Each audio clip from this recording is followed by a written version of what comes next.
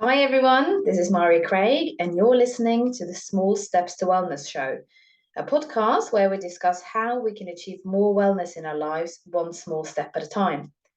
For the past 6 odd years, I've taken a special interest in nutrition and I've changed the diet of my family on its head. But as I've dived deeper into the world of nutrition, I have learned that health is so much more than just what we put on our plate.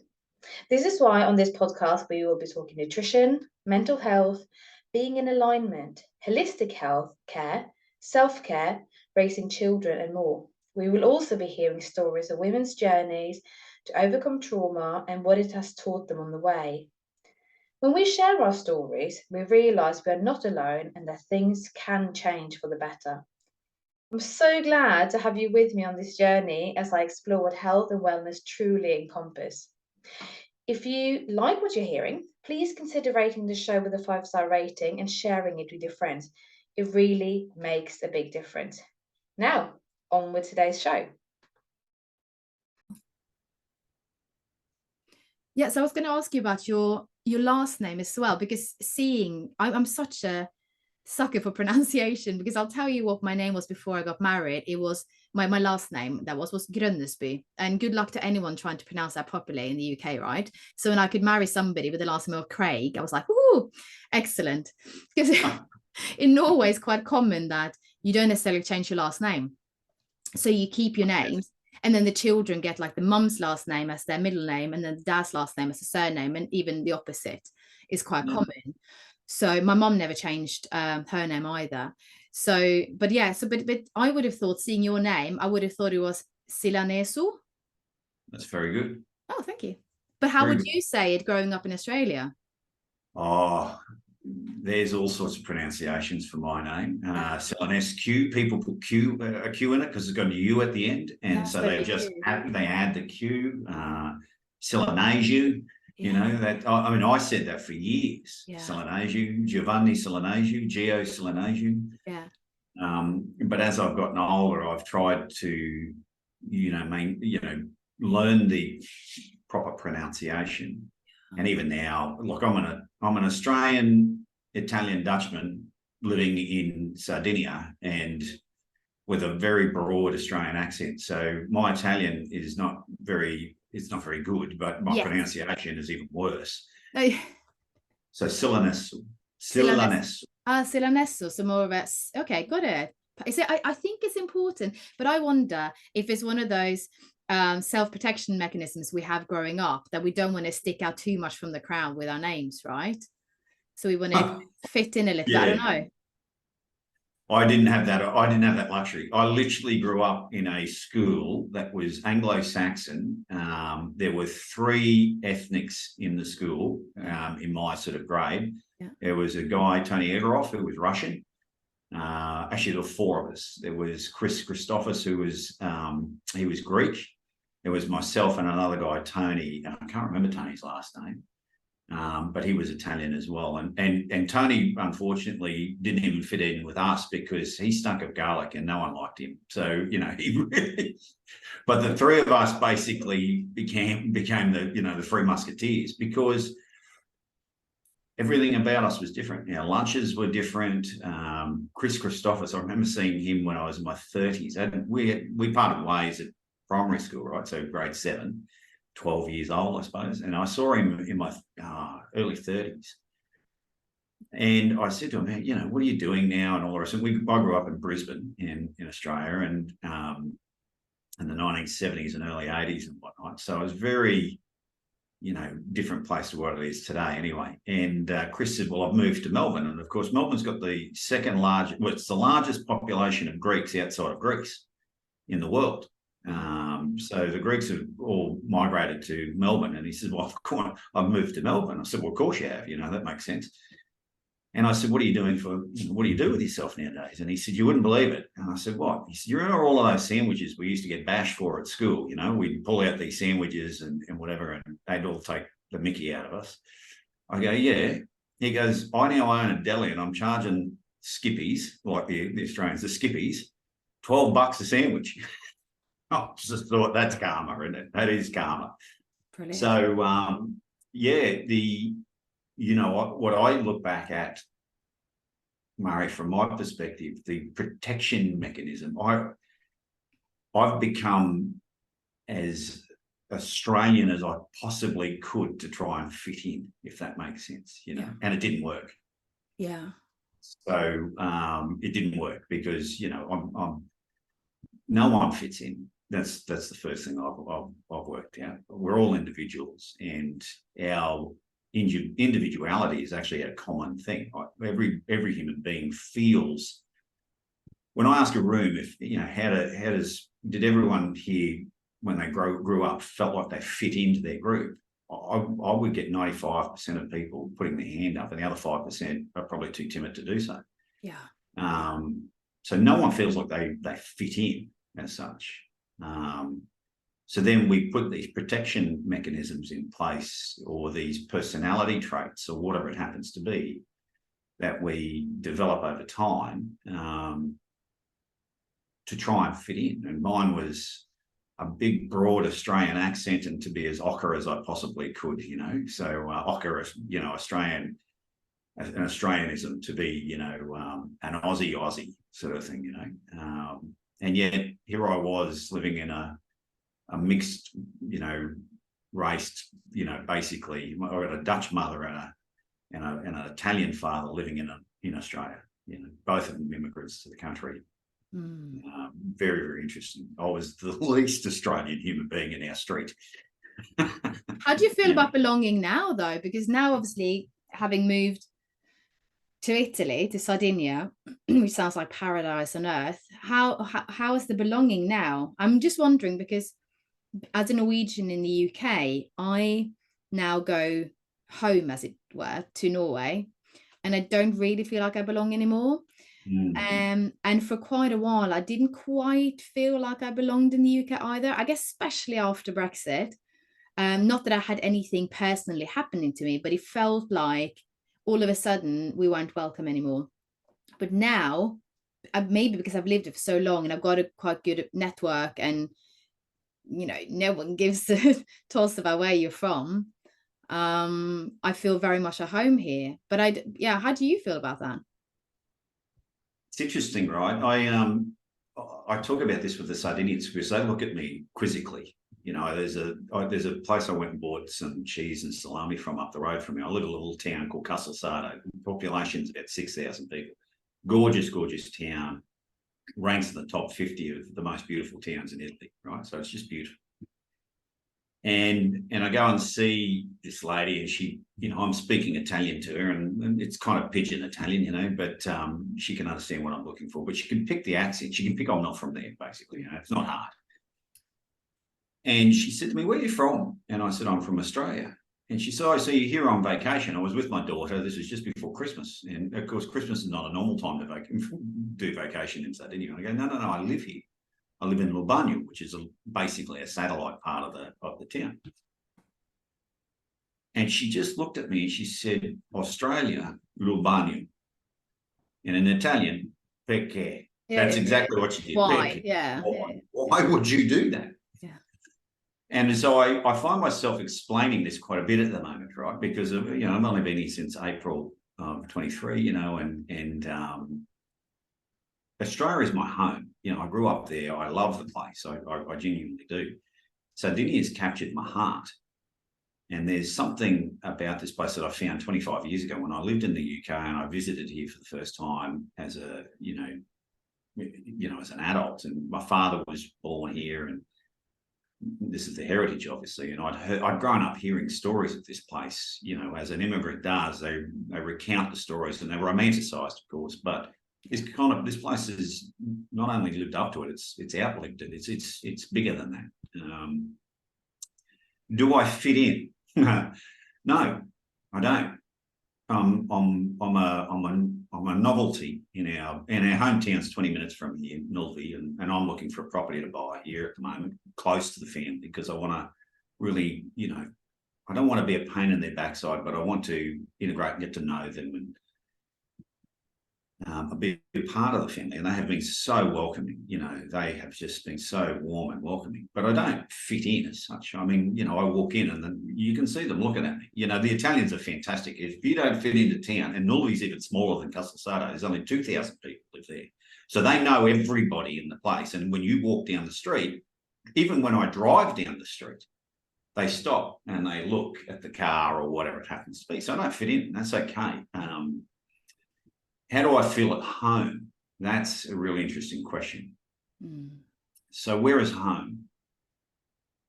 Where the heart is. Where the heart is. And so for me, the course of my life and journey has been a very disruptive one. You know, like it's been an interesting, you know, I'm just about to turn 53 years on this planet.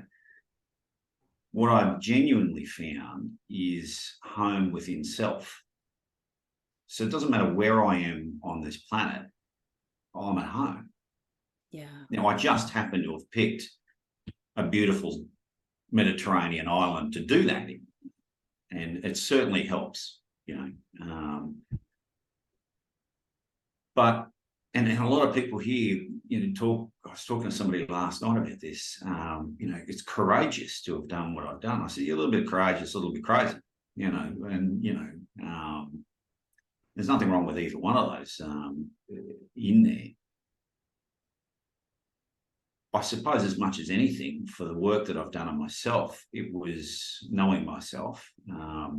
This is a bit of a test as much as anything. So, you know, can you leave your family, my 2 children particularly, who I adore, 21 and 24, you know, my saying to them is, I've got to love you, I'm your father, but I don't have to like you. And I really like both of you. They're like my best friends. You know, we can talk about anything. Can you leave them on a permanent basis and be okay? Yeah. And the answer so far is yes. You know, it's been a wonderful journey. It's full of adventure, a lot of travel. I'm at the point, Murray, where I'm almost starting to complain about how much travel I've had in the last. Boo-hoo. Yeah, I know. It's terrible. It's terrible. But I would like to find a spot. I think what I'm talking about is the only part that I'm not feeling settled in is I don't have, my cousins have gifted me a place to live, like literally gifted. I've been here over 8 months now and haven't paid a cent in rent. And I did not see that coming. I've got the money to pay them rent, but they just won't accept it. But I want a place of my own. And that has been a little bit more difficult than I had anticipated, finding something specifically that I'm looking for. And it's specific. I mean, there's plenty of properties on the market here, but I'm looking for something quite specific. And so that's probably the bit that I'm a little bit unsettled about yet. There's a little edge of frustration that's starting to creep in, because I want to have a place that I can invite them over and do a big family dinner. You know, I can't do that in the place I'm in right now. It's too small. And the only place to facilitate that is out in the terrace, and it's too cold at the moment, you know. So I want to have them over. I want a spot to, you know, I've seen a place that's got a beautiful fireplace. I want a spot to just read a book by a fireplace. I want all of that stuff with a view of the countryside and you know, all of that. So I think when I recount that the travel, it's not so much travel. That little piece of being unsettled. If I had my own home here and I came home and I was in my own space and everything was set up, then I think I'm that'd be me. You know, the feet. You touched up on something really important though when you said like being at home within yourself and being comfortable in your own skin, and I think I recognize a lot of that in sort of the work I've done on me as well. And I'm conscious that I think some people will like hear done work on yourself, like what on earth does that mean and what's wrong with you? But I think we can all really, really benefit from working with somebody. And I mean, that's where you come in as well, isn't it? Working with somebody that can really help us find sort of the home within ourselves. But what's that journey been for you then? Because obviously you've lived here, there and everywhere. And also, actually, long question. Most of the people I talk to who are in the wellness industry in some aspect And I consider you to be that in a way, or a life coaching industry. I don't know quite know where to be, but like it's somebody who helps people find their true selves and their purpose and needs and wants. Anyway, somebody who's doing that is, in my experience, from everyone I've spoken to, they're doing it because they've had an experience themselves. Yeah. And they want to pass it on. They want to pay it forward. Very much so. You asked me what the journey's been like. I mean, it's been up and down like in Australia, we use up and down like a fiddler's elbow, right? It's up and down. It's been a very interesting life. God bless my father and mum. They came over, they had no money. Mum was immigrated out in 1956 with her family. My father immigrated in 1969, 70.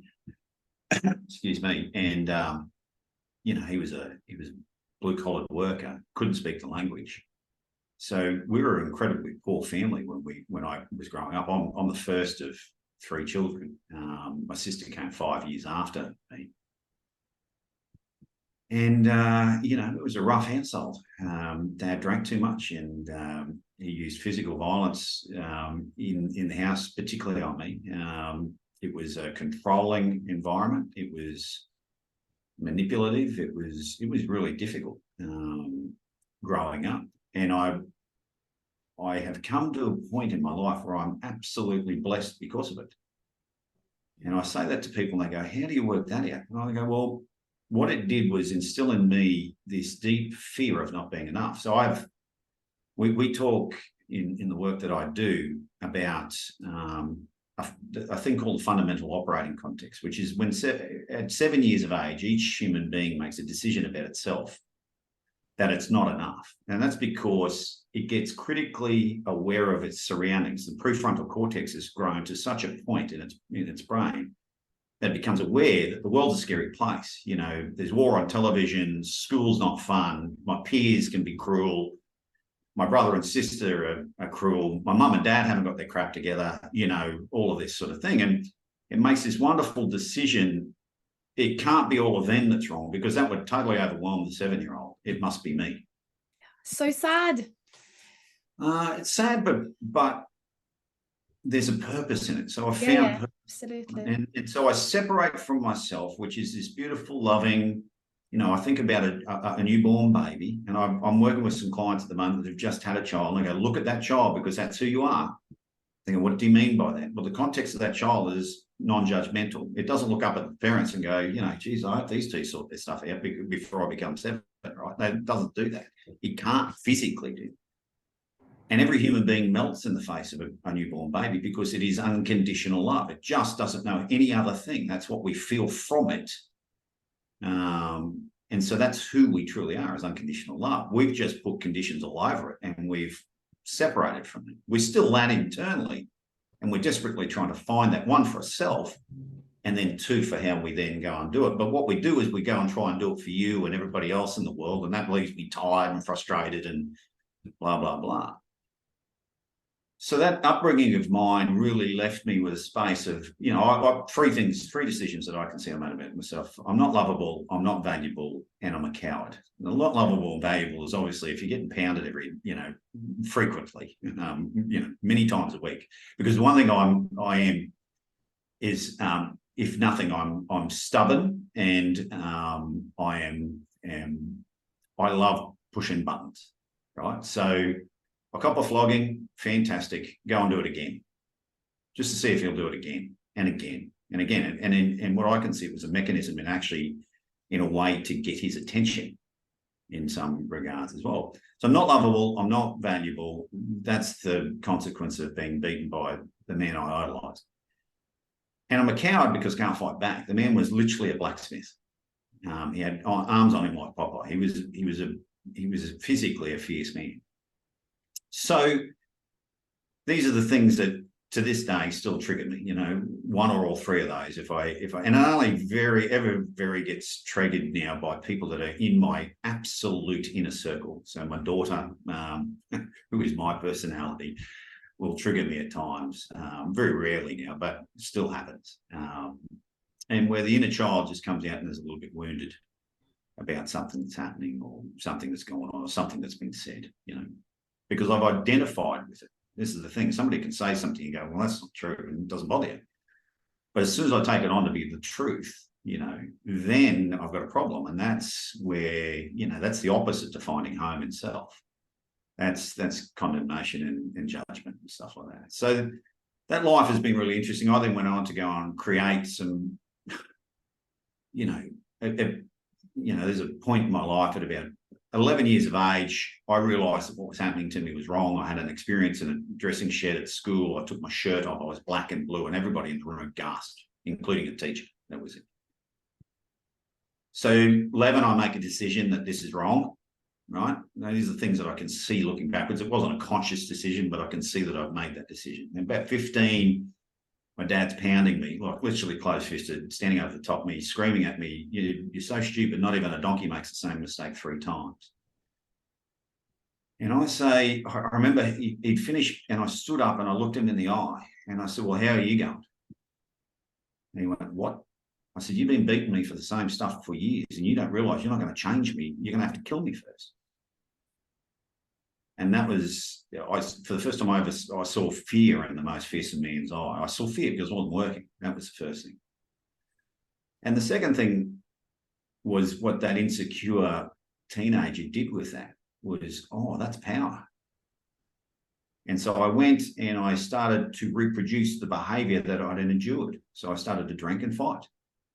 I found a gang of mates. We played football, rugby league together, and I had a couple of mates that loved starting fights. I never started in fights, but I happily get involved in them. So I've spent this life, I'm talking about 22, and I had this wonderful line in the sand, which was my father's behaviour, which was a guiding light because I never wanted to be like him.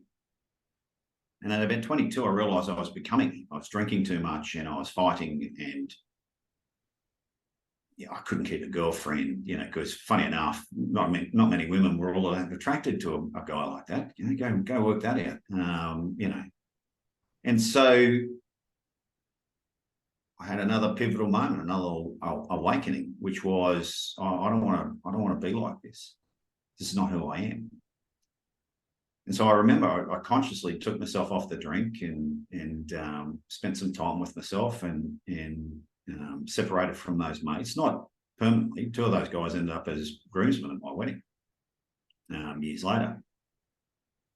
But I stopped and I put myself, I'm an intelligent human being, but I threw away my schooling because I just wanted to get out of school. This is a rebel in me. Mum and dad wanted me to do well at school, so I said, no, stuff that. So I actually went back to college and I did a diploma in construction management. I was a bricklayer at the time. And I set myself on a course and hadn't dated anybody in over a year because there was no way I was exposing myself to that. I was very fragile as far as an ego was concerned, and being rejected by a woman, again, wasn't going to work for me. And so that was around Christmas time that I started all this process. And come May, I decided I was going to go on some dates. And the first one's a debacle. I took her out to McDonald's for dinner. That didn't work. And so a week later, I walked. I was having a few drinks with some mates, and we were out. It was one of my mates' 21st birthday, in fact. And we were out late at night, and I bumped into a woman at a kebab shop, believe it or not, and I knew at that moment that I was going to marry her, and I did. But I had literally only weeks beforehand said that I was going to start dating, and she was the second person I met, and I managed to get a phone number off her, and actually I managed to get her best friend's phone number, and they lived together. But we ended up going out anyway, and we got married. We were married for 24 years, and very respectfully and for the most part very happily until I blew that up. Right, so that was 24 year process, and then it's very important to recognise that 24 years later, 24 years later, the next part of my process starts. So I'm 46 and I end my marriage. because, you know, our marriage is going through some dramas. We, you know, had lost ourselves in raising our children, working. I ran a construction business, my business, you know, 80 hours a week. I was home because we operated out of it. We'd converted the garage into the office. We had staff turning up and all the rest of it. So our home was our workspace as much as anything. And we had staff members there. And sometimes it's 6 or 7 o'clock at night, right, in our home. I'd be having dinner with the kids and I'd have to walk in and go home, go, get out, you know.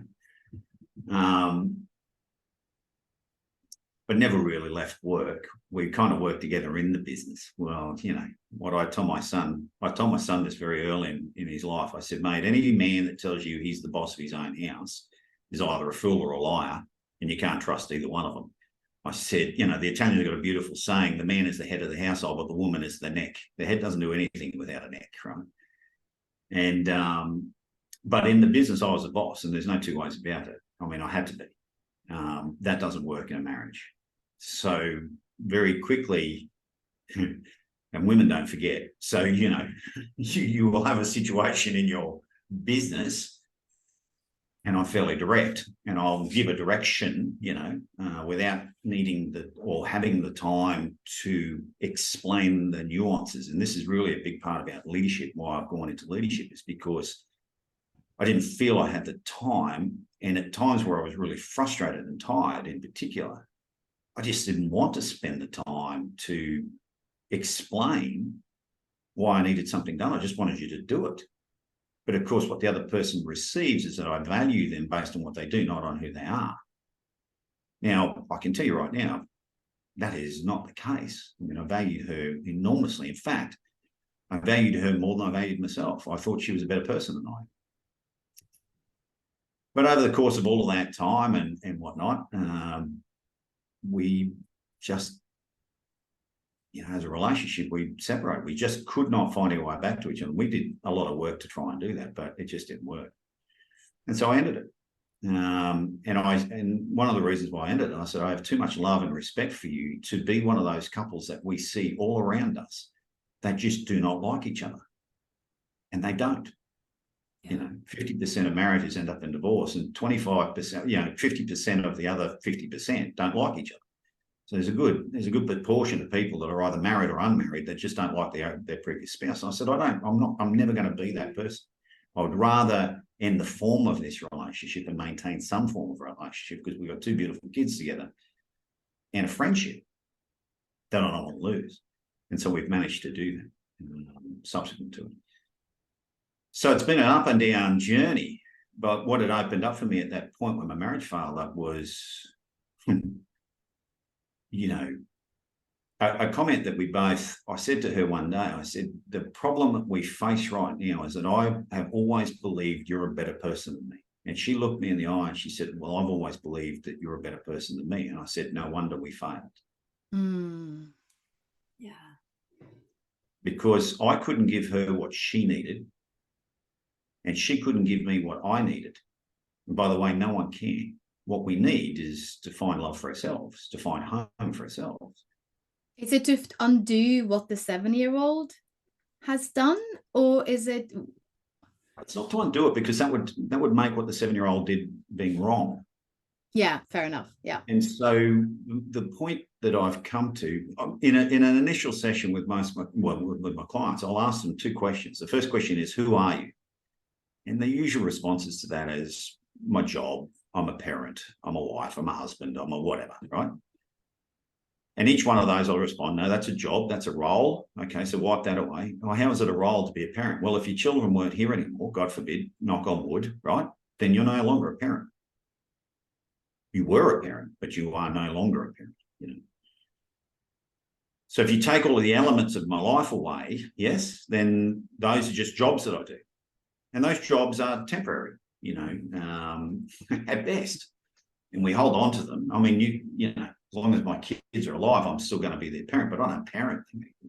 Or occasionally I'll get into parenting. You know, I just look at them and go, Jesus, really? Is that what we're doing today? You know, at 24 and 21, God bless them. But And my parenting looks like coaching. So my daughter's got a very good defensive mechanism. I don't need you as a coach right now. I just need you to listen. Thank you. And I go, okay, no problems. God bless her. 24, she can give me straight communication like that tells me exactly where she's at. I think that's a really healthy relationship that we've got. Yeah, because I don't get quite upset. early. Probably quite early for her at the age of 24 to have that. Because I think a lot of people are a lot older before they can have that open and clear communication with their parent. I don't have it with mine. My dad died a couple of years ago. I never had it with him, and I still don't. I don't know my mum as a human. I know her as my mum, but I don't know her as a person. And in fact, I was sent to my mother to challenge her limits of everything. Right? So, mum, God bless her. I'll ask her. So, tell me a bit about you. What were your passions when you were a kid? And she just finds opening up to that stuff so uncomfortable. And 40 years living with my father, I've seen the light in her eyes go out because he was a very difficult man, to live with. And she wasn't like that when we were kids. She was a loving mother who baked for us and looked after us and spent hours at hospitals with my brother in particular, who was very sick, when he was young. And, God bless her stubbornness and whatnot, because, he's the man he is today because of her work. And we all are, to be fair. But I don't really know her, which is a tragedy. And it's not her fault. It's not my fault. It's just the way that they were raised, and we were raised differently. And that's what it is. My kids know me. They know all of the flaws. My daughter says sometimes, I really don't need to know all of that, Dad, But I never want them guessing, for starters. And so it's a blessing that occurs, that we have that open relationship. And the only way that you can have an open relationship is by being vulnerable in it. So being able to show your flaws, and through my flaws, they get to see. Well, one of the first things that I've said to them, they both came and visited me. Bella was here for nearly 4 months in Europe, just before Christmas. She left on the 27th of December. So she's opened up her world to travel now. She's done a bit of travel by herself after the family and stuff like that, but this is the biggest trip she's ever done. And, what's occurred for her is that, and Sebastian, the son, is that you can shape your life any way you want at any age you want. That's the thing that I've impressed upon them the most, that I want them to understand. It doesn't matter how old you are, you can go and create whatever you want. And I believe that all my life, that you can create whatever you want in your life. And in this coaching, I think it started to become, there's an integrity level to this, right? So if you're stating that, and I have a program that is designed to bring that out in you, well, you better go and live it. So when some people say that it was courageous to upheave my life and sell everything, like literally the decision to come here happened on the 1st of February in 2023. By the 6th of March, I was in Madrid, and I was about to start on the Camino de Santiago, which was the first leg of my moving here. I finished that, and then I literally turned up in Sardinia with a backpack. Everything else was sold or put in storage. My son now has all of the stuff in storage for the day that he prepares to move out of home and all the rest of it. But they go, well, that's courageous. Well, no, for me, it was about living in integrity. I talked about wanting to live here for 25 years. And so why not? When you've got nothing, you've got nothing to lose. So give it a crack, mate, and go and see. What my reckoning to this was, I put it up on a whiteboard. My son, who's a great sounding board for me, because he's very different than Isabella and I. He's so laid back, he's lying down, right? He's so relaxed, externally. Internally he churns, but, externally. And I put it up on a whiteboard. I've got the pros and cons of building the business and doing everything in Brisbane. And then I've got on the second column, walk the Camino de Santiago, move to Sardinia, ? And he just starts giggling. So what are you giggling at? He goes, I can't even believe you're thinking about it. I go, I got to go, don't I? He goes, you got to go. And I literally walked over to my computer and bought a ticket at that moment. Committed. All done. The next 4 weeks, holy mackerel, moving a house, doing all the rest of it, selling gear, just unbelievable what I had to do in that next 4 weeks. But it got done and I made it. So it's interesting. Once I have made a decision, once we make a decision, and there's a saying that comes from the book, Think and Grow Rich. It's not a saying, it's the premise of the book. Whatever my mind can conceive, it can achieve. And he underlines the premise of can, because it's not a given that you will achieve it. Muhammad Ali took that saying and then went on and changed. He said, whatever my mind can conceive and my heart believes, it will achieve. And what he did in that moment was he linked the head and the heart correlation. When I have my head directly aligned with what's in my heart, then there's nothing that can stop it from happening. So I see all of these courses on manifestation. I'm going to manifest, I'm going to talk, and I'm going to think, and I'm going to talk. But if it's not aligned here, if I don't believe it in my heart, there's no way. You might stumble on a couple of them, sure. But if it's a really big, hairy goal, one of those big goals that you really want to achieve, and your heart's not in it, then you're not going to get it. There's no way. Yeah. Without going into what we spoke about before I hit record, yeah, that's very inspiring. That's very inspiring. And I think I think I've got those two connected. I see it already as if it's happened. Yeah, which is beautiful. But I think when we spoke a while back, and not recording now, but you talked about how a lot of things come back to us not feeling worthy. So the whole learning to manifest and all the things that's all well and good, but if you don't think that you're worthy of having these things or achieving this or being whatever it might be that you want, then it's hard to, well, it's impossible, I suppose. Well, we were in a call the other day, and the premise of something that came up in the call was whether I'm worthy of wealth. Yes. Wealth worth versus, and I said, well, it's linked to self-worth. So your wealth is directly aligned to yourself. And so as a consequence, and wealth is measured by many things. It's not just money. I really want to make a conscious distinction in there. Most people measure wealth on money. I look at it as there's a lot of people that pay way too much of a price for the money that they earn. Yeah. So wealth is connection to those that they love. You said before, did you have wealth even if your company, sorry to interrupt, even if your company was doing well back home? No. Exactly. Yeah. There was no gratitude for the family I had. I thought I was working too hard for them. I'd pay for the bills for cheerleading or whatever it happened to be, and I'd begrudge it, and I mean, I look back and I look at the money that we used to earn out of that business, and it didn't feel wealthy. But I tell you now, we were, Yeah. And so, but I definitely didn't feel wealthy. I've got nowhere near as much money that I'm earning now, and I'm way more wealthy than what I was then, right? I get to travel. I get to live in a place of my my choosing. I get to, I'm planning a trip back to Australia in October for a workshop with my mentor, and I'll do some work there as well. I get to do this. That's wealth. And there's not that much money. I mean, if you looked at my bank account, you go, how are you doing that? But I don't know. It keeps turning up. I keep working out how to get it sorted, and it keeps turning up. So that's wealth. Exploration of self.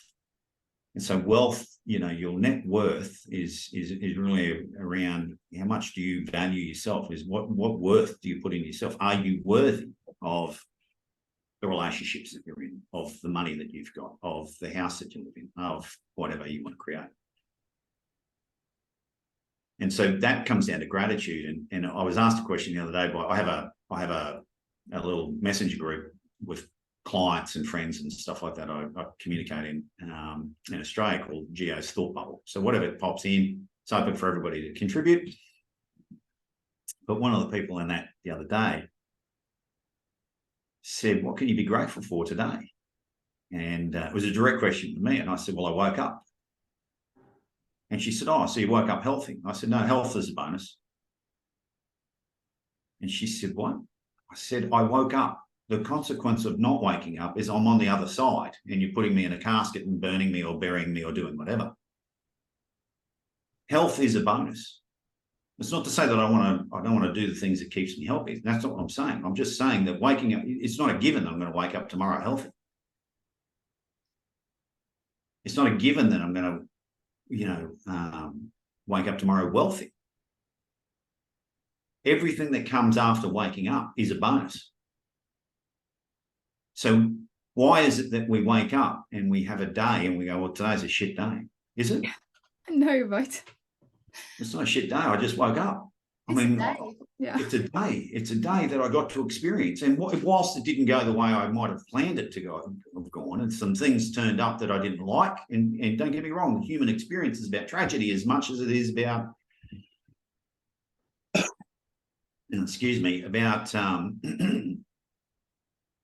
exuberance and excitement and all the rest of it. I mean, we're like that bit. In fact, no, we don't. We don't. I think I said this the other day. We have a very narrow bandwidth of which we're allowed to play in when it comes to emotional range. Mm-hmm. Don't be too excited because you just quiet down. You need to quiet down. Don't be too depressed because, oh, geez, you're pulling me down with you, Blah, blah. So you've got to be in this little narrow bandwidth to play in, and that's okay. As long as you fit in that box, no worries. Gio was this overexcited human being. When he's hyper, it's too much. Jesus, put it in a box, mate, The beautiful Australian thing about that, and it comes from the Brits, is, Gio wears his heart on his sleeve. Yeah? It's a backhanded slap. It's not a compliment. Get control, son. It's not about, you wouldn't. I tell you now, the same people who said that Gio wears his heart on his sleeve loved a good night on the drink with me. Loved it, because the lunatic was at the centre of the party then, and we're going to have a big night if he's not. But if he's off, then that's bringing up some stuff for us all, and that's an interesting thing. So yeah, wealth and health and waking up in the morning is a thing of gratitude for me. I can't walk. I was in a meeting in London the other day, and the person was talking to me about some bits and pieces. It was all about business and what we're going to do, and our core focus for the year and all the rest. And I'm very, very. I want this person to achieve that, but I don't want them to lose the moment as well. And this beautiful bird came and sat just beside my head here, sort of thing. And I stopped and I looked at it like this, And he saw me look away, and I'm pretty sure there was a disconnect. Well, there was a disconnect. I disconnected to look at this bird. Yes, we're in London, by the way, Camden. So it's busy. So this is not a normal thing, right? That was beautiful. And I could feel his energy. And I just told him, I said, just stop for a second. Have a look at this bird. And you can see him looking at it. Yeah, what? Yeah, it's a bird. Well, it chose to sit next to us. Isn't that cool? Look at it. It's beautiful. Look at the plumage on it. Then it flew off. All right, let's go. Let's get back into the conversation. I don't know about you, but I love the fact that I've got time to have that experience. But I don't think that experience is insignificant to what I'm trying to achieve in this meeting, right? Because it was a mutually beneficial meeting. Does that make sense? Mm. And what I'd love for this person that's sitting in front of me is to find within himself that he can take time to look at that bird and know that it's not going to kill his dreams for his business, and it's not going to kill his dreams for his family or his holiday plans or any other things that he's trying to achieve, right? The doings. But he can be a human being that appreciates whatever just turned up at his moment. Because we're human beings, not human doings. Yeah. Because all we have is the moment, right? So there's a balance to be struck here, like planning for the future and not being complete, idiot with your money and throwing it all away and not having, but there's a balance to be struck here. Having time for what's going on right now in front of us. I think the older I get, the further away from. I was project manager by design. Yeah, that's the profession that I found myself in.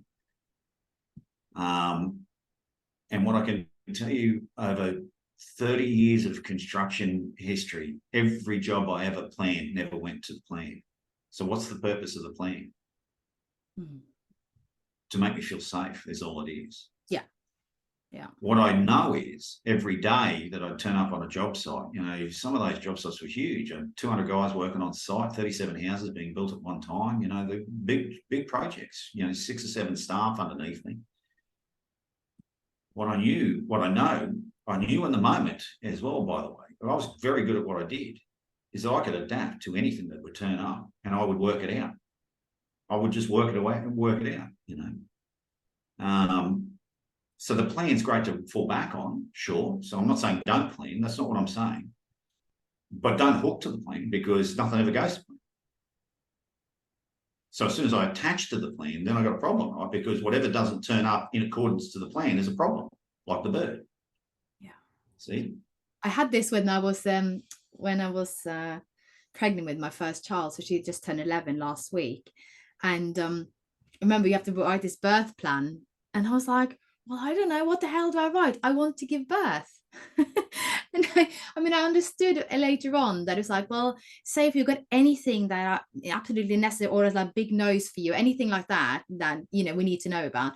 But I don't think I actually wrote anything, because I was like, so if I have this whole plan in my head, and I know that a couple of people like that I know that have had children, they've been so disappointed because nothing went to plan, and they feel like it all kind of went down the drain and they failed because they had this whole idea in their head of how it's supposed to look.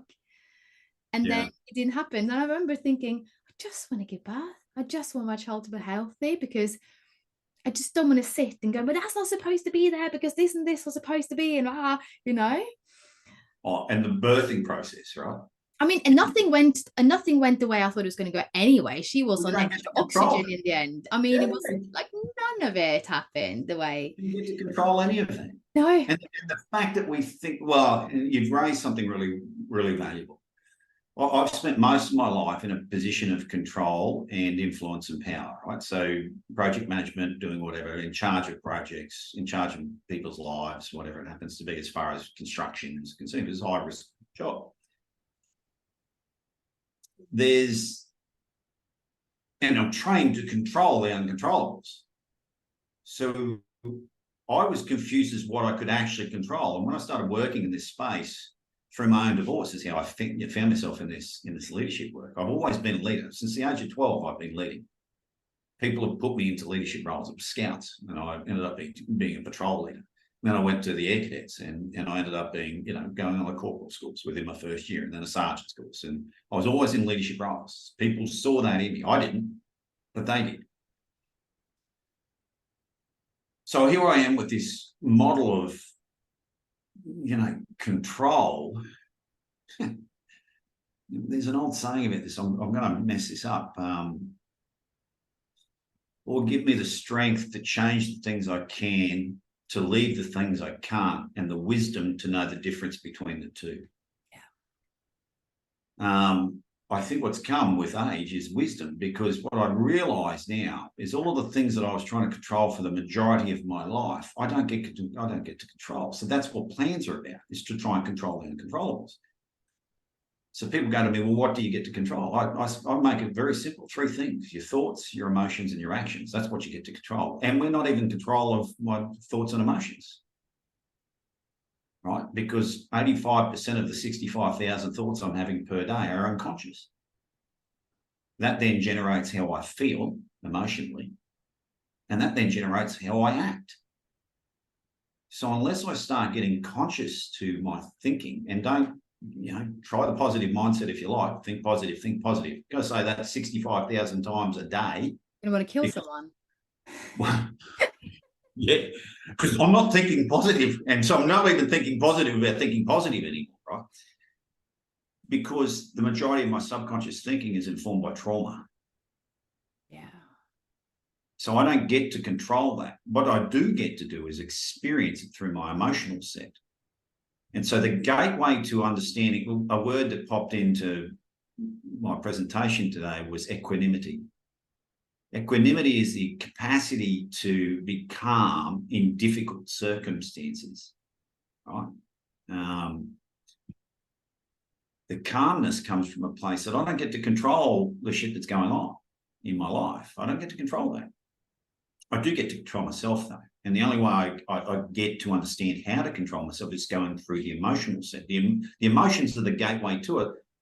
Unfortunately, for most of Western culture, it was spawned by the Great British Empire. And the Great British Empire works on a false model of Stoicism. Stoicism as the picture boy for, the poster boy for Stoicism is Marcus Aurelius, right? The great Roman emperor. It was around well before Marcus Aurelius was there, but he became the poster child for it because he'd expanded the Roman Empire to its largest ever place. And he wrote diaries, and they've studied these diaries for centuries now, since his passing. And Stoicism is about sitting in my emotional set to understand the thinking that creates the emotion, to understand myself so that I can change my reality. That's Stoicism. What's been pummeled out to the rest of the Western world is stiff upper lip, old boy, don't show me weak. Suppression, which then ends up in depression. And so what we've got is a Western culture that is incredibly sick right now because it has no connection to its emotional set. None. In fact, you start talking about emotions to people and they want to start running out of the room. Right? So interesting. Depends on on how you hold that conversation. Because I can have a conversation with men around emotions and they'll listen to it and they'll start adding to it. It's really interesting to watch. Because I can open up to my emotions and they go, well, he's pretty blokey sort of a guy. He's a man's man, right? If he can do it, then I'm safe to do it. So I was just going to ask that. Yeah, is it because of who he's coming from and kind of an invitation to open up because I go first?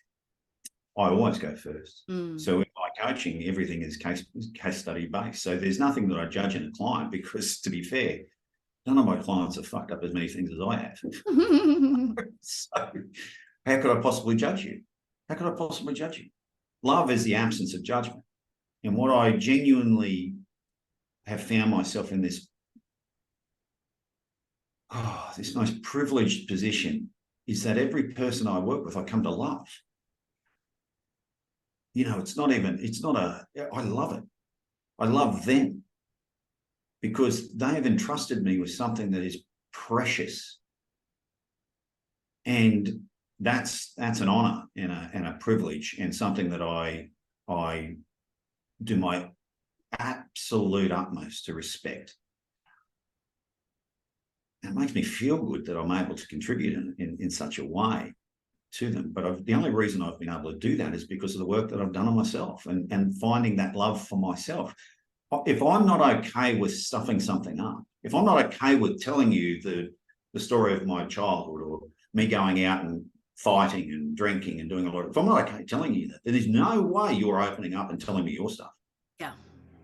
No way. And so I'm okay with it. Equanimity is about, and love is the absence, the Dalai Lama's version of love is the absence of judgment. Love is the absence of judgment. Who do we judge the harshest? Ourselves. If I let go of the judgment on self, then all that's left is love. Now, if you can find a way to do that 24 hours a day, 7 days a week, 365 days a year, please tell me, because I haven't worked it out yet, right? So I'm not saying that we're going to do this and we'll live in la-la land and away we go, because doubt and judgment creep back into our vernacular, always does, usually when we're tired. And usually, particularly the longer I work in this, it takes longer to seep in, but when it does, it goes a little deeper, just to uncover a little bit more of the areas that I haven't healed in myself and all the rest of it. And so I separate from myself so I can learn to love myself. The only purpose of my life is, I look at this first question, who am I? Second question is, why am I here on this planet? Well, the second question is here to answer the first. And so I give this to my clients in that first, if you choose it, you don't have to. I'm not saying it's the truth. But if I choose this as the premise as to why I'm here, the only reason I'm on this planet is to understand who I truly am. Now, everything I do in my life is an opportunity to work that out. People look for their purpose their whole life. And if you choose this one, I promise you it won't disappoint. Because now I'm not limited to what I do. Yes. I can do anything. Yeah. I can stay at home and watch telly all day, and as long as I can find love and peace in myself, I'm not going to be able to pay the bills, but as long as I find love and peace in myself, who cares, right? Buddha sat under a tree for three years. I mean, he starved and he worked out after 3 years, this isn't working, right? This isn't what enlightenment is. So, you know, or I can go out and expand a business internationally like I am currently, you know, and looking to, you know, and I'm challenged in that, you know, by fears of past, having knowing my personality, which is an addictive personality. I never got addicted to drugs or anything like that. I got addicted to work. Now, otherwise, you don't work 80 hours a week, right? Go and expand a business into Europe, living on a Mediterranean island. One of the reasons why I picked the Mediterranean island, because there's a beach literally 4 minutes walk from me, and it's calling me, and I haven't been to it in 2 weeks. And so, you know, interestingly, later on this afternoon, I'm going out there to go. I don't know if I'm trying to push myself to have a swim. It's still a bit cold yet, but, you know, we'll see what happens. It's going to be warmer than the UK for sure. I know it's warmer than the UK. I was there 2 weeks ago. It was bloody freezing. Yeah. It's been funny. I was just thinking when you were telling me all these things that there's quite a few women, basically quite a few of me listening to this podcast, women with youngish children, primary school age children, maybe early secondary school, some preschool. They'll maybe go, how am I supposed to, but I have to care for my family, but I have to work, I have to, like, when it feels like a privileged position to be in, to be able to this is shining through a lot of how I've been feeling, because I feel like I am in a privileged position. How am I supposed to do all this work on myself? You know, I've got a family to run. I can't, I have to plan. I have to get the school clothes ready, the packed lunches, you know, all of these things. There's no time left in my day to, do you know what I mean? To love and value myself first. Yeah. But first of all, I want to address, I have to raise my children. Do you? No, I could leave. You could choose something else, couldn't you? Of course you could. Yeah. Would you? No. And so it's a choice. It's not a have to. No one's forcing you to. No one, you didn't wake up this morning and somebody put a gun to your head and said, all right, get up and make the lunches and take them to school and do all the things. No one put a gun to you. And even if they put the gun, you could take the bullet. Mm. So it's a harsh choice, but it's a choice nonetheless. Mm. Okay. So the very first thing is that I'm choosing everything in my life, whether I know it or not. Okay. Well, I get to do this, I suppose, is the way of reframing it as well, isn't it? Yeah. I came here 25 years ago and said that I would end up living here. I said to my wife then, we were pregnant with Isabella, we will end up living in Sardinia. Okay. I chose that back then. I knew I was going to do it. I didn't know when, I didn't know how, but I raised a family in the meantime. And I wouldn't give away 1 minute of raising that family. Don't get me wrong, there were minutes in that time where I was severely challenged by raising a family, yes, as we all are. I mean, parenting is, I think, through my experience, the toughest experience a human being can go through, because what it is inherently designed, there's only 2 relationships I feel that are this close, that cut this close to the bone. So working on yourself, let's get to that conversation. A primal partner, be it a spouse, somebody that you've chosen to live your life with, that relationship there cuts to the bone of who I am, and raising children. Yeah. Because they are the, I mean, it doesn't matter how many children, but those 2 types of relationship, you know, be it how many people you've got in those relationships, but those 2 types of relationships are the 2 most transcendent relationships that you will have as a human being to experience yourself in it. So by raising your children, aren't you already working on yourself? Yeah. By being in a loving, committed relationship, which is, you know, if you're in a loving, committed relationship and you haven't got conflict in it, well, then you're not doing it right. You know, that's for starters. You're not speaking your piece. You're not. So they're designed to pull you apart at different points of whatever turns up for you, and to show you where your insecurities are so that you can then work on that. Yeah. And I don't get it right all the time. And that's a beautiful thing. My 2 children are my greatest educators, without doubt, my greatest educators. My daughter says that Sebastian is the favourite, only because she came first and I'm the first child. I know what it's like. You're the icebreaker, right? She has taught me more than any human being on this planet in her 24 years here. She's taught me how to be a softer man. She's taught me how to communicate in different ways. So is he, by the way. She's incredibly robust. I've only got to look at him a certain way and he'll start to melt. So if I look at him with judgment, or if I raise my voice to him when he was growing up, the bottom lip would start to quiver. No one else has that effect on him other than me. Geez, that's not how I anticipated this. God bless him for showing me that, that's a mirror of what was going on in me. That frailty, that insecurity, and that want to be held by my father with regard, by respect and all of those sorts of things. And I'm very fortunate, not fortunate. Yes, fortunate, but not fortunate. So I don't know if I was totally conscious when I was doing it, but I set up little sayings for them.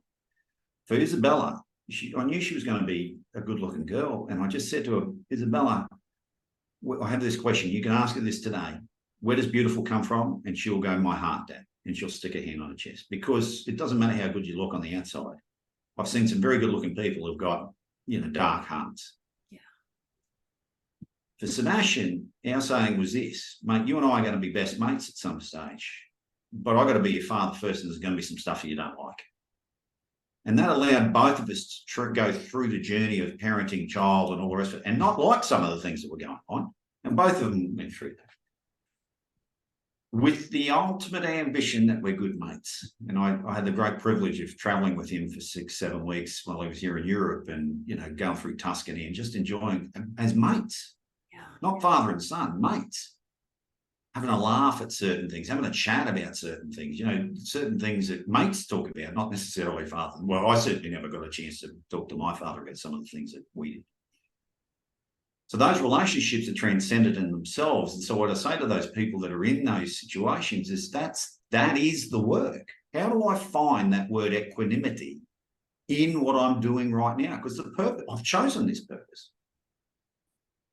Yeah, I didn't choose the situation where my kid's screaming at me at 13 or 14 years of age because, they feel aggrieved at all of the things that I've done wrong in my life. I didn't choose that, but I did, because I chose to have them, and I chose to stay, and I chose to do all of the things that led to it, and I chose to respond to it. Doesn't mean it's not hard, but you chose it. Yeah. And if I go back to the principle of why I'm here, who am I and why am I on this planet? I'm here to find who I was when I was first born, which was unconditional love, to understand who I truly am. When that child is screaming at me and I'm going, have you got any idea of what I've given up to raise you, you ungrateful little blah, blah, blah? Well, no, they don't. It's not. How could they? Yeah. Well, and they couldn't. And here's the thing. They're not even going to get it when they go and raise their own kids. And you know why? Because their experience of raising kids is going to be different than your experience of raising kids. My 2 parents were immigrants to Australia that my father couldn't even speak the language when he first got there. When his life was tough. I can't imagine working 2 jobs, 16, 18, well, I can't imagine working. I did it to myself, working 1 job, right? 16, 18 hours a day. But he would leave the house, not be present for most of it. And the times where he was present, he was asleep. I know what it felt like when I left the home every day to go to work before I started my business. I hated it. One of the key reasons I started the business was because I was so long away from my kids and my wife. But I say often, I was the worst boss I ever worked for. No one asked me to work the hours I did for myself. So what does that mean about me? What did I learn about myself? How have I come to love myself? And then that's an ever-evolving unpacking. But as I start to find genuine peace and love for myself, the consequence of this is that the people around me feel peace and love from me. I don't do it because of them or for them. I do it because I'm just tired of feeling shitty at myself. I'm tired of being angry with myself. I'm tired of being judgmental. I'm tired of being sad. It's not to say that I don't feel all of those things at times, but I'm just tired of doing it as a constant. So then when you go to the other side, you go, oh, wow. Oh, here comes a little bit of sadness. Okay, let's experience it. Beauty. There's joy in the sadness. Yeah. Because I get to experience it. And then what happens is the people that you love get to experience it through you. They go, oh, Bella calls me new dad. Somebody asked her once in one of my programs, said, what's new dad like? Oh, he's a lot calmer than the old one. Yeah. At 2.0, yeah. You've got to pass that on, right? You've got to pay that forward. And that's what you do now in your work, right? I don't have to do anything.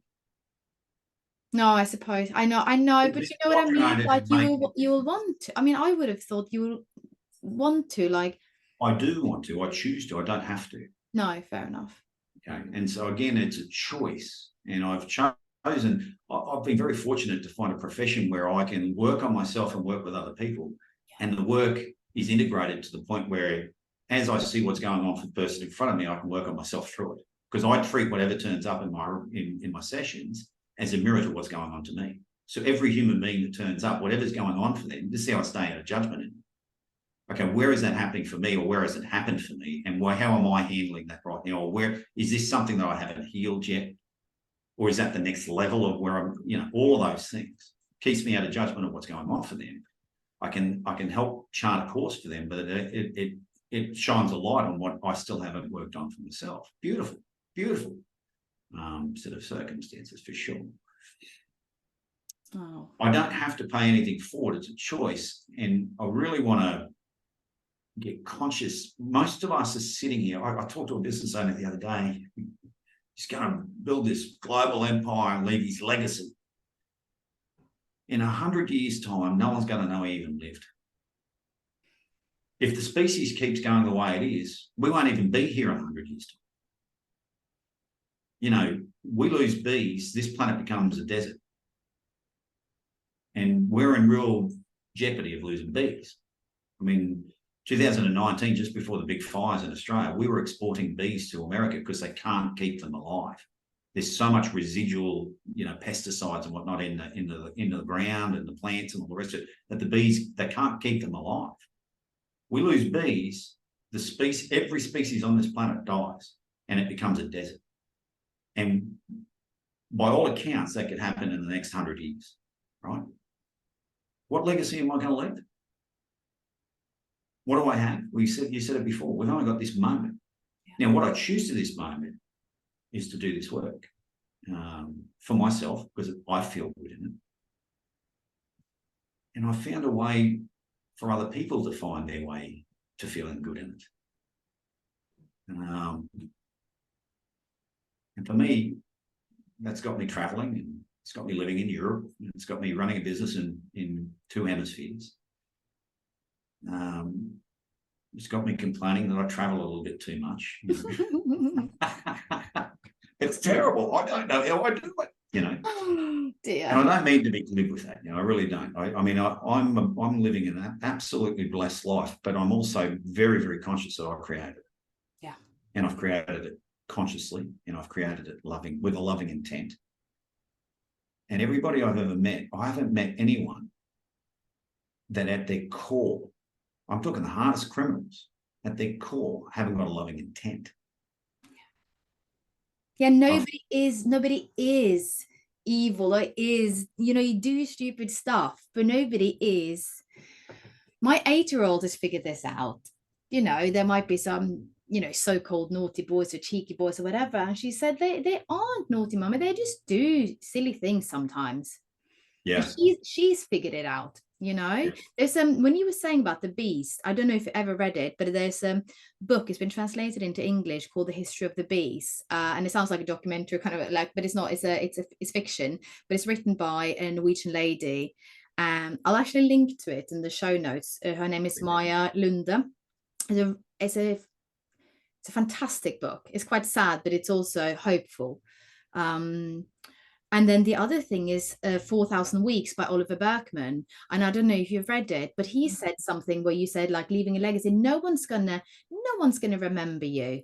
So, but he said that I don't mean to say this so that you get all depressed and go, well, what the hell does anything matter? But he said, I say that so you have like almost like a permission to go do whatever the hell you want. Because actually it doesn't matter.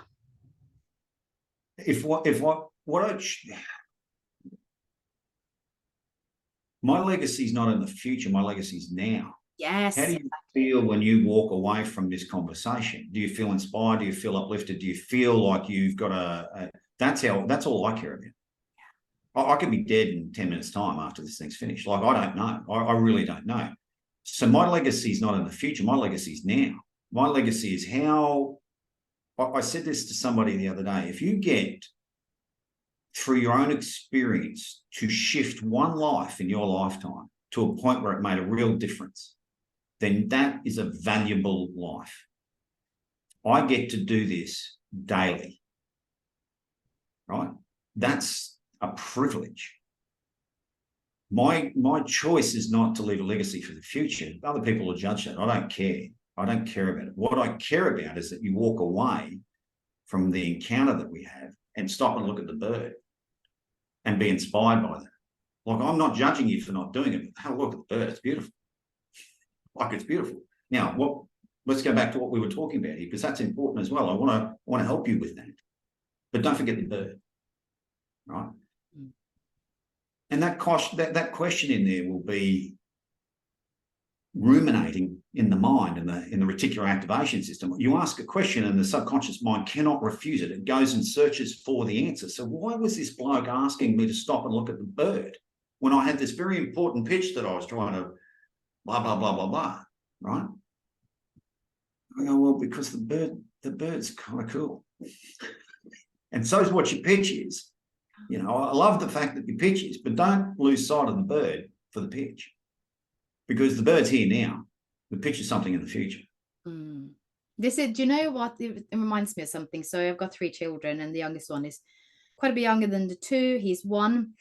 And I think that when my girls were younger, I don't think I appreciated the time with them as much, because I felt like I can't get all the stuff done that I need to do because I'm being slowed down and all the rest of it.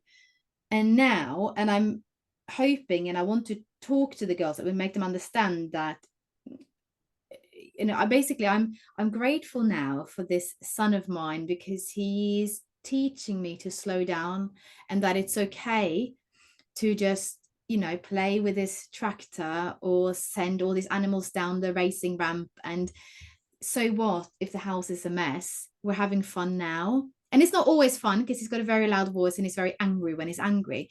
But I feel like I'm finally getting, he came to teach me something, I think, about slowing down, and it's okay. And we don't have to have all our ducks in a row. It doesn't matter. It really doesn't matter. And I just want the girls to understand also that don't feel like resentfulness towards him, because now I'm a more chilled out mummy than I was. I think it's going to be beneficial for everyone, right? That this shift is happening. And it sounds like I was a monster before, which I absolutely wasn't. But it's just, but you know what I mean? It's been truly fascinating to change the perspective I have on, God, I can't get anything done, to, gosh, I get to slow down. This is fantastic. Yeah, but there's still a judgment in there. What's the subtle judgment? Well, there is a little bit, but it's fading into the background more. Whereas before it would be like, oh, what is everyone going to think about my house? What is everyone going to think about me?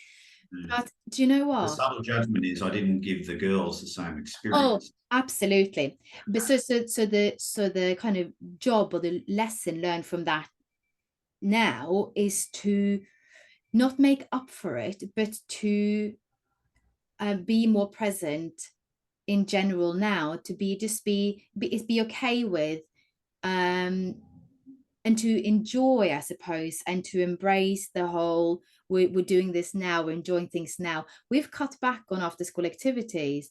so that we can just hang out at home and do things together, and sit and draw or make things or completely create a mess or cook together. Yeah. Because it doesn't matter if they're not, you know, on the netball team or on the first team at football. You know, it doesn't matter. It matters that we're just enjoying each other's well, not even enjoying each other's company, but just having the time together. That we're present with each other, right? Yeah. There's a whole host in it. And I'm going to go to a saying. I went to a Father's Day speech by a rugby league coach in Australia, Wayne Bennett, who's renowned for being very present with he's one of the oldest rugby league coaches still going. He's been coaching for 35 years or something like that. He's still in the NRL, incredibly successful. But the reason for his longevity is because he's kept himself young by coaching these young men, you know, and connecting to them and continuing to learn how to connect to new generations. And at the Father's Day speech that he made, he said, your children won't pick up after what you say, they will pick up after what you do. And the presence of mind, what came to me when we were talking about that is, can I be okay with not giving the girls the same experience that I'm currently having with my son? Because I wasn't there when that happened. Right. And that's okay. Now, if I find that I'm okay with that, guess what? They'll find that you're okay with it as well. They'll be okay with it, you know, because you're at peace with it. Well, as soon as you find peace within yourself of that, then, and this is Gandhi saying, be the change you want to see in the world. He wasn't talking about changing the world. He was talking about stopping judging yourself. And he did it to the point, Napoleon Hill, who wrote Think and Grow Rich, believes that Gandhi is the most influential man that ever lived, including Jesus and Buddha and all the rest of it. And I'm not entirely sure he's not right. You know, Gandhi got the greatest emperor the world has ever seen to give him his country back through non-violent protest. That's pretty powerful. Jesus didn't manage that. Jesus got nailed. I mean, Jesus' path was a different path, but he got nailed on the cross. Yeah. What he talks about in that, and the way that he kept the 450 million Indians and Pakistanis from rioting against the British was a hunger strike. He didn't go out and tell them not to do it. He just stopped eating until they all stopped. He didn't do it once. He did it a second time when they got their liberation and they started tearing each other apart looking for two states. You know, he said, no, we must stay together and learn the lessons between the two of us. What's happened? He dies, they separate the two states, and they've been at war ever since. If he's not the most influential person of recent times, I don't know who he is. And he didn't do it by changing the world. That was a consequence of being so powerful within himself that he was able to influence 450 million plus an empire. Yeah, it's pretty insane, isn't it? When you think back, it didn't. I mean, it's impressive, but when learning about it at school, it was one of those that happened. But if you really think about it, yeah, it's something. He turned up at the Houses of Parliament in London, gave a speech. The people who would oppress him, throw him in jail, beat him, do all of the rest of it, stood up and applauded and gave him his country back. Yeah. The very thing they didn't want to do when he turned up, they did. That's powerful. He, in his diary notes, Napoleon Hill talks about it when he interviewed him and stuff like that for the book. Gandhi said, had he had met Hitler, he would have stopped the Second World War before it happened. And I have no doubt that he would have done so, because the fact that he could even conceive to say it is enough to know where his consciousness was. Yeah. Interesting. Yeah.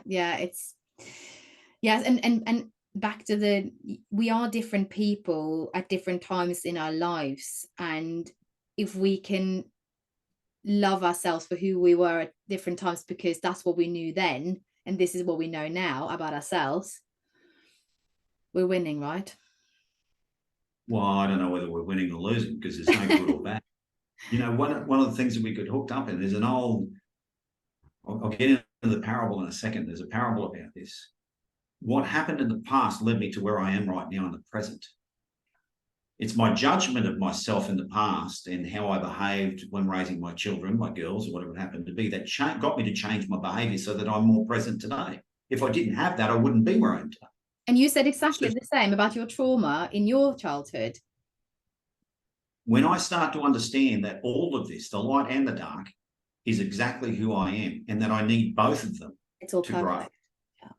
It's all perfect. And so therefore there is no good or bad. So there's the old Chinese parable, there's a Chinese farmer working in the farm, and a horse wanders onto his property.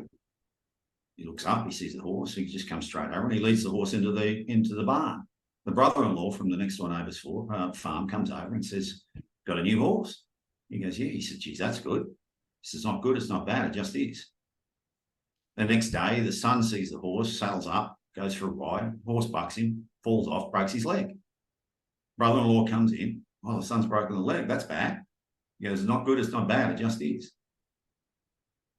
2 days later, the Chinese conscripts, the army turns up looking for conscripts, and the son is of conscription age, but because he's got a broken leg, they can't take him. The brother-in-law says, "Geez, that's good." And he says, "It's not good, it's not bad, it just is." If I look at every moment that's ever happened in my life and I use that parable, it's not good, it's not bad, I take judgment. Love is the absence of judgment. I take judgment out of the process. I can see it for what it is, because all it is a moment in time that I don't have the full story yet that's unfolded from it. So I can judge it in the moment, but that doesn't pay any tribute, because at this point I don't know what's going to come from it. And so as a consequence, I don't know. When the horse walked in the paddock, I didn't know that the purpose of the horse was to stop my son going to war. Get it? Yeah. Couldn't possibly have known that. But if I experience it for what it is, if I can let go of the need to control the moment, this is a really big thing for all of us, and experience it for what it is and go, for what purpose is this happening? And then sit in the question and watch it unfold. Now we've got something. Yeah. And that takes me out of the mistakes that I feel that I've made with raising my first child versus my second child versus my whatever, The mistakes that I've made, they weren't mistakes, they were decisions I made in my marriage. I know that I'm a good human being, No one works 80 hours a week without the love in his heart of his family. I didn't do it because I didn't like him. I did it because that was the only way I'd been conditioned on how to supply, to provide. I mean, I just didn't know any better. I did it because I love them dearly. When I got conscious to the fact that it was one of the key contributors to the demise of my marriage, I ripped myself to bits, because what else am I supposed to do? I mean, I can't believe that this is part of the reason. I'd rather be sitting under a palm tree with an esky and a fishing rod. Right? In reality, most blokes would be. But I do it for the love of a good woman and my children. I became a man because of the love of a good woman and my children. I graduated from being a boy, an adolescent, to a man, when responsibility fell on my shoulders to provide and be the person that turned up every day, and who had to make a choice every day to work, to depart them when he desperately didn't want to. People don't think about that. And I know a lot of women go through that. And they talk about mother separation and all the rest of it. No one talks about father separation. No. And it happens every single day to the men that are walking out the door to go and do their jobs. I remember Michael Parkinson, the great interviewer, British interviewer. I used to love watching him. And he said, my father was a great, example of me. He was a coal miner.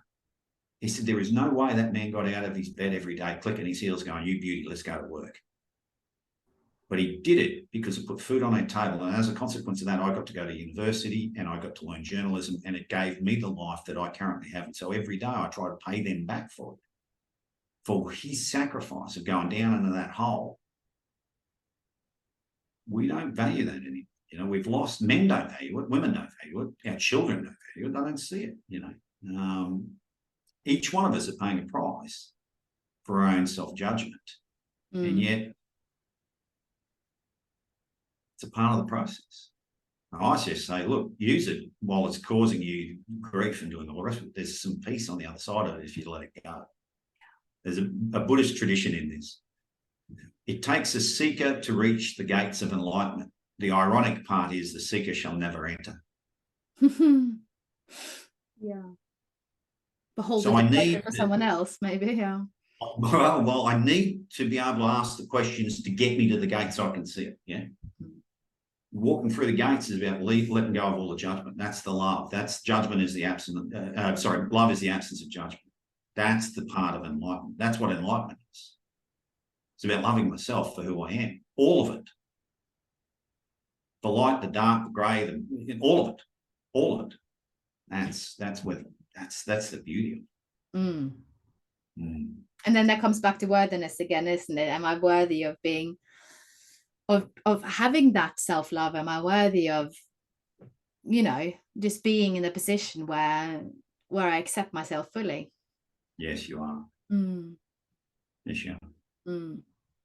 Oh, it's beautiful. We can go on for ages about this. I think this is so, it's like, it's therapy, it's coaching in itself. Just listening to you is beautiful. And I'm going to put up in the show notes how people can work with you, because I often think, when I've said to people, oh, I've had coaching before and all the rest of it, people are, really, you? Like, why would you need that? But everyone, I keep saying to people, everyone can benefit from having somebody like you to just even just bounce questions off. Everyone can benefit from it. Thank you. Yeah. I agree. I have somebody. I have a mentor I work with. Exactly. Yeah, exactly. And I value those sessions above all. I mean, she's expensive, but I don't. When I say expensive, 770 Australian dollars an hour. Yeah, that's a lot of money. But I have not missed a session in 7 years. So that means I'm getting great value, of more value than what I'm paying. Does that make sense? I wouldn't give away my whole life today has been generated because of the work that I've done with her, and I'll never stop those sessions as long as she's living. As long as she's living, Yeah. So thank you for that. And what I would say to that is that the best way that people might be able to work on that is I'm more than happy to do a 90-minute strategy session or a discovery session with them, where I just run them through a process.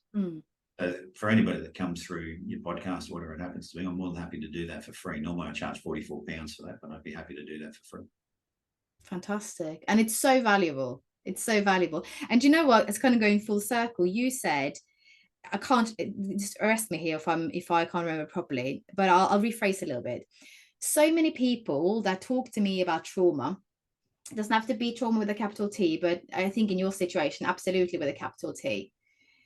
So many people, in fact, most, with the wisdom and hindsight and learnings from it, have triumphed from it. They've turned it into their personal triumph, because you are not the person you are now without what happened to you in the past.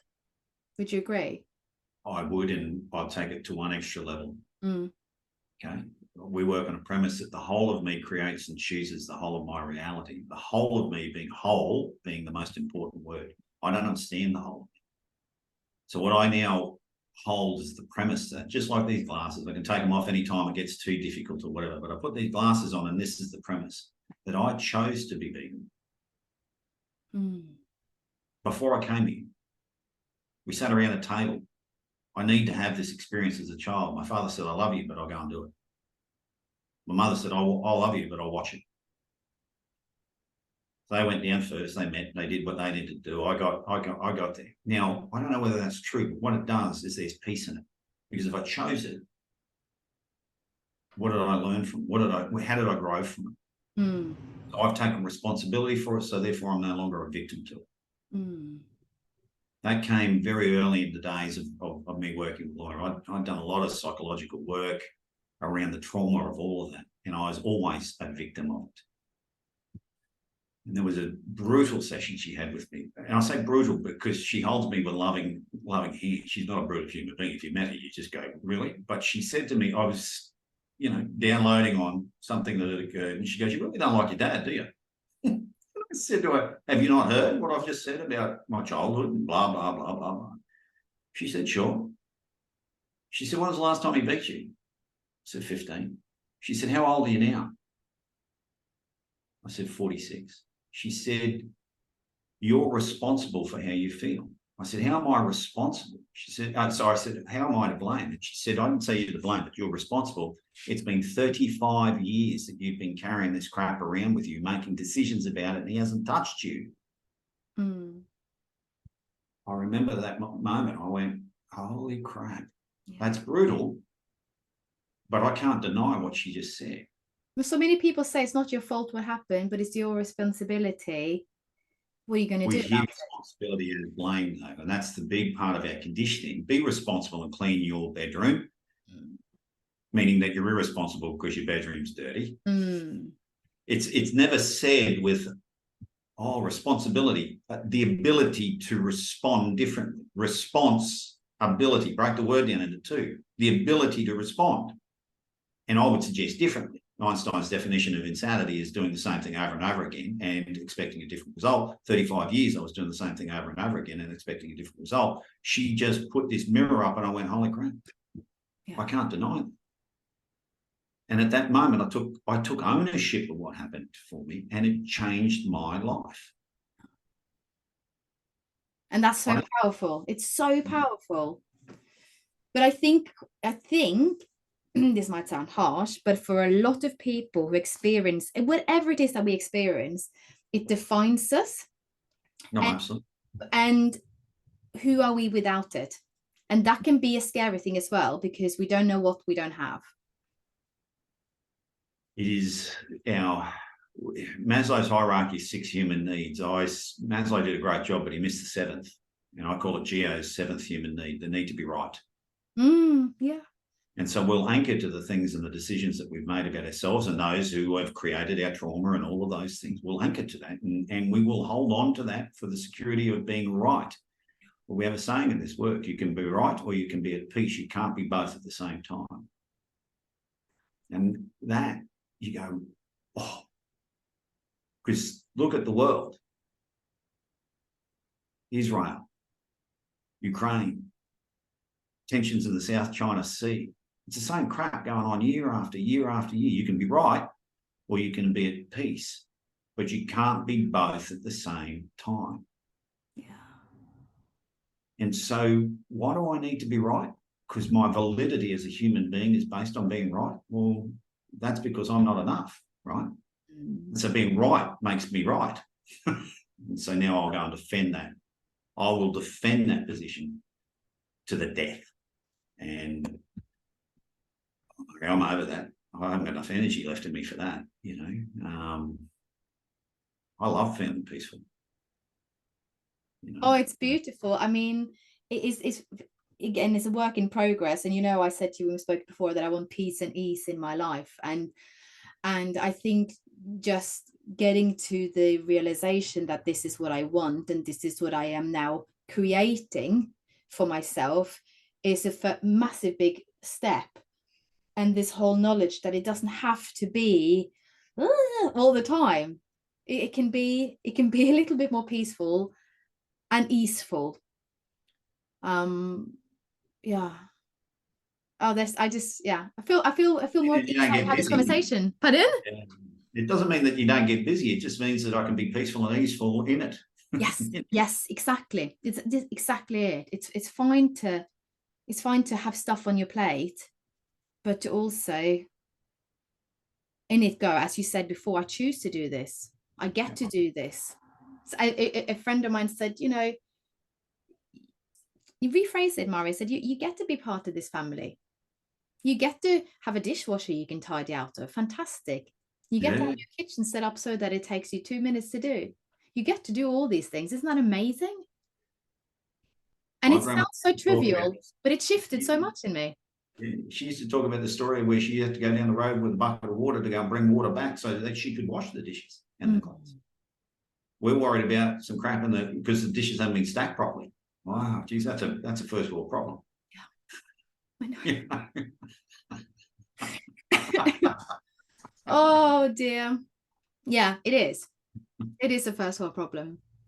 Right, I shall leave this conversation with some newfound perspective. This has been so good, and I think I had somebody messaged me the other day and said, Mari, I've just listened to some of your podcasts, and I hope she'll feel the same way about this episode too. She said, I've learned so much about myself as a person, these people are so inspirational, and I feel very inspired after this conversation, and I hope, I know that people listening to it will feel the same way. Thank you so much for taking your time.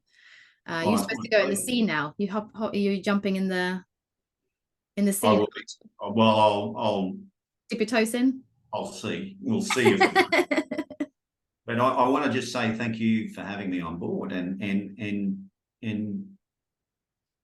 for creating a platform where people get to listen to it and find some inspiration from it, because you're doing a job now that you don't have to, right? That's a choice, and it's coming from a pure intent. I love it. What I know is that there's plenty of need for it in the planet. If now is not, then when? Yeah. And so good on you for having the time and the effort and putting it all together, and asking and finding people to come onto the show and doing all the rest of it. No, it's a privilege for me to be here. So thank you. Oh, I love that. Thank you so much. No, I love it. I see this as an absolute privilege to do. And to think that at the age of 16, I wanted to study radio journalism, and thinking I wasn't good enough. If I could find them, these tapes, these old cassettes of old radio shows that I used to do with my friends.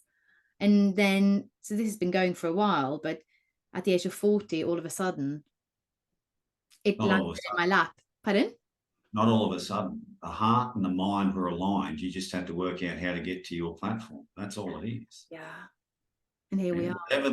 Whatever my mind can conceive and my heart believes, that's what you had at 16. Yeah. Even though there was doubt, you've just worked out how to get there. Yeah. That's all it is. God bless you. And maybe actually it had to happen now, being more receptive and open-minded to hearing more variety of voices. Let's call it that. I don't think this would have been any good if I'd done it in my 20s or 30s. I think that the planet wasn't ready for it either. I think there's a confluence of energy that's occurring where people are starting to really listen to what's in their hearts and starting to act from that place. And that is starting to change the way we see and how we work and in what we do and how we experience the world. And we're going to cause some turbulence along the way, because we have to get rid of some of the old structures. Yeah. And we're seeing that government and church and state and all of those things that have served us for thousands of years now are really under the screws, and there's a new way of living where those institutions are going to have to start listening to us again, because democracy is about the people, and we've forgotten that.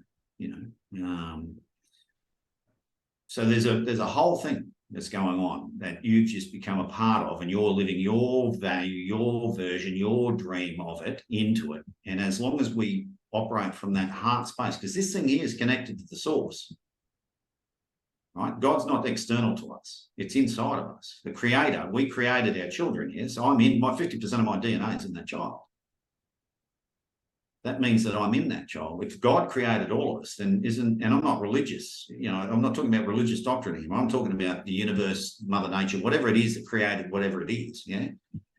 If it created us, then it's in us, not separate to us. We've been told for thousands of years that we're separate. We're not. Which means it's perfection. If it's all in us, it's all perfection, isn't it? It's all for a purpose. It's all on purpose. It's all ready. It's all working. It's all on time. It's all happening at exactly the right time. There's no need to question, although we do. Yeah. Oh gosh, yeah. I feel so inspired by this. I'm gonna stop the recording now and get this out as soon as possible, because I think people need to hear this. So thank you so much. Well, thank you. Thanks for having me. You've been listening to the Small Steps to Wellness show with Mari Craig. I am passionate about helping mums get their energy back through simple nutritional changes, because we know that if mummy is happy, the family is happy. If you would like to connect with me, you can find me on Instagram under @smallstepstowellness, or visit my website smallstepstowellness.info. Speak to you soon.